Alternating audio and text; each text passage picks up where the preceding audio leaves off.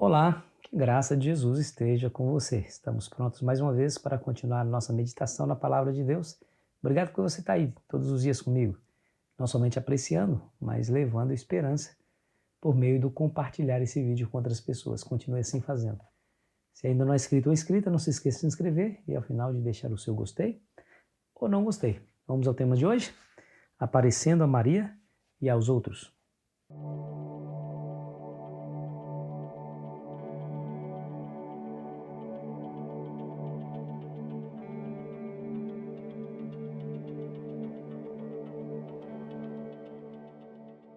É interessante que algumas pessoas tenham dito por aí que a ressurreição de Cristo não passa de uma invenção dos seus discípulos que queriam prolongar a história fantástica do seu mestre.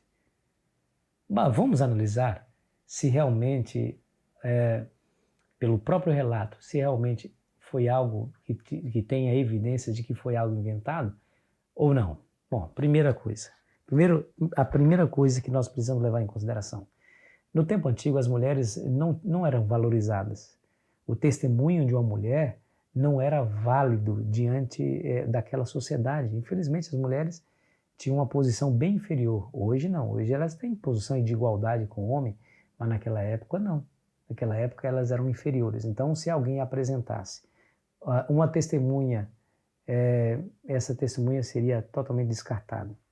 A primeira pessoa que viu Jesus foi Maria. Olha só o que diz o verso 9 do capítulo 16 de Marcos. Havendo ele ressuscitado de manhã cedo, no primeiro dia da semana, apareceu primeiro a Maria Madalena, da qual expelira 7 demônios.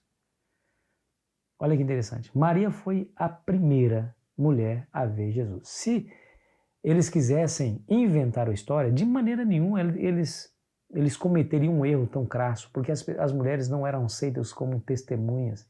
Certamente, eles teriam colocado aqui, Jesus apareceu para Pedro, ou Jesus apareceu para João, ou para algum outro homem, não uma mulher. Se eles quisessem inventar ou dar credibilidade a uma história inventada, né?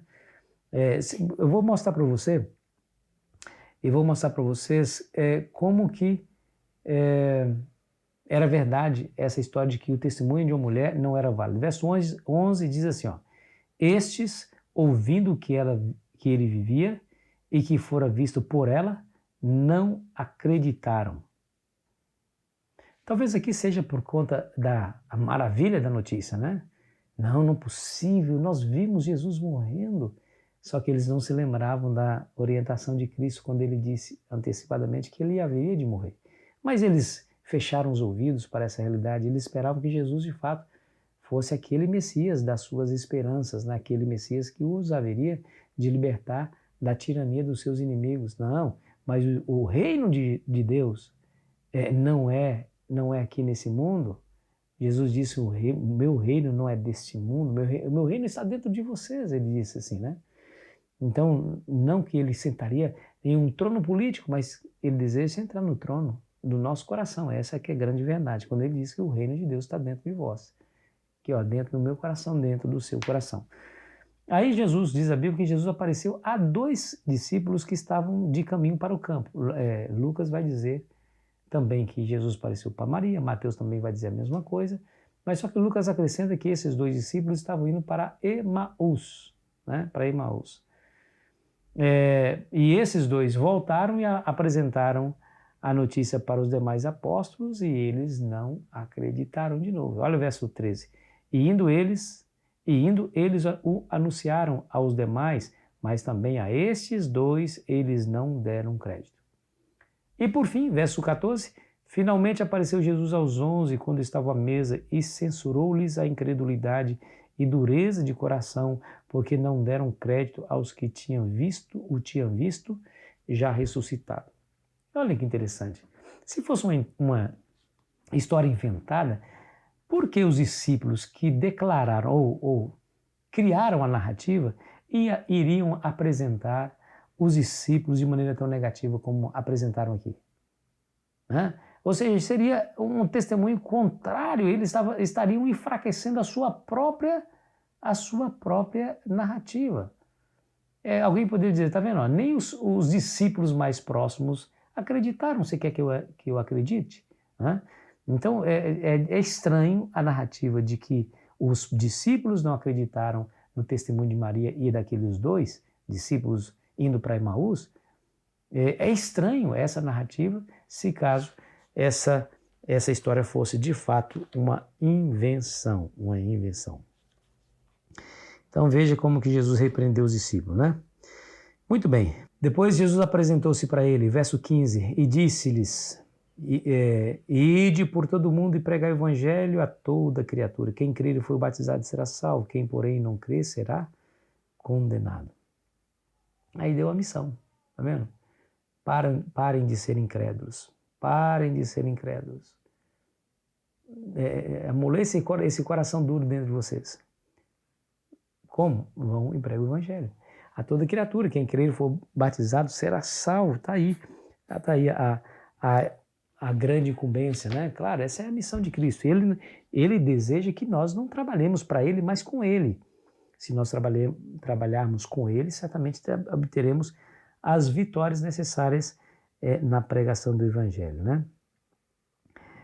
Essa foi o conteúdo da pregação dos discípulos. Ah, meus amigos, eles saíram e abalaram Jerusalém, e por todos os lugares para onde eles eram dispersos, eles falavam: olha, nós acreditamos que Cristo era o Messias, que Cristo é o Messias, foi morto, verdade, mas ressuscitou dentre os mortos. Por que ele foi morto? Ele foi morto para pagar a nossa dívida. Nós que deveríamos morrer, mas ele morreu em nosso lugar. E aí eles ofereceram ao mundo a oportunidade de receberem o Cristo ressurreto.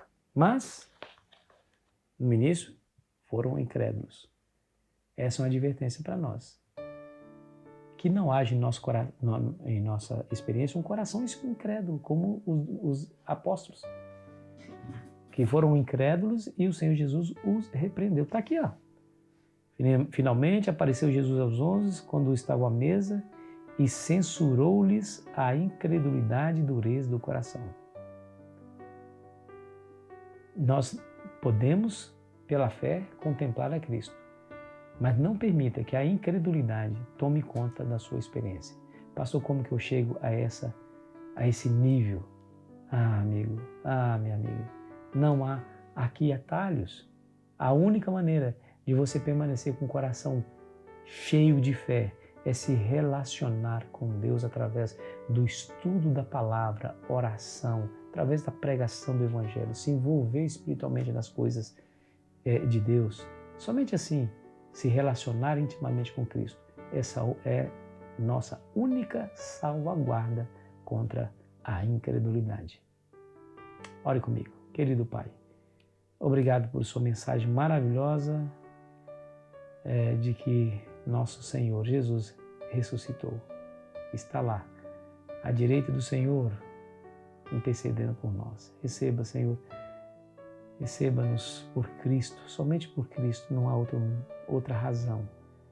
Diante do Senhor não há outra razão para nos receber e nos salvar, somente por Cristo. É em nome dele que nos aproximamos, é nele que confiamos. Amém.